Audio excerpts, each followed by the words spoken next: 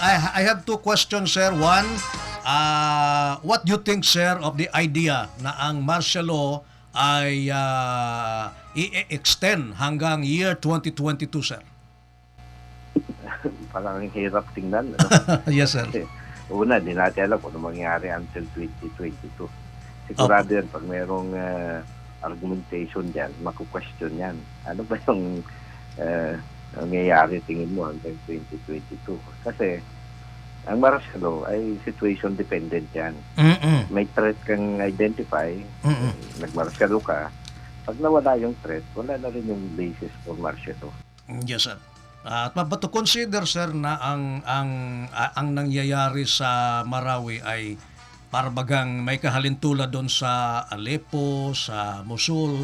Hindi kaya, sir, parabang it's gonna be a long shot, sir, na problema? Oh, definitely. Yung problem. Pero wala naman tayo sa isang sitwasyon na na ganun kagrabe, ano, na may isang teritoryong nahawakan na malawak. In fact, sinasabi nga ng Presidente, mukhang ma-resolve na itong Marawi itself na crisis in 15 days.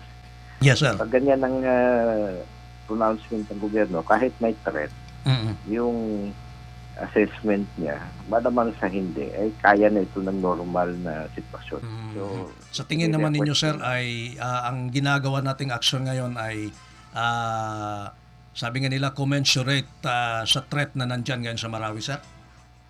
No, mismo ang Supreme Court nagsabi na ang paglawak ng ganyang klaseng threat ay sa Mindanao mas ramdam. Kaya kung ituloy mo yan, ibig sabihin may threat talaga pa rin after Marawi na may immediacy.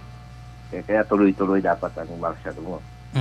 Yung ideya, sir, na to prevent a possible spillover, isalin na natin ang Visayas and Luzon. Ganon din yan ang argumento.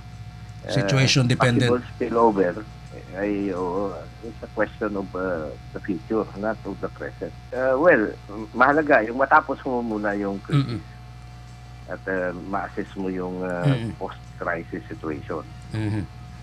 Bago tayo mag-propose ng anything, tama si Presidente. Antayin natin yung military.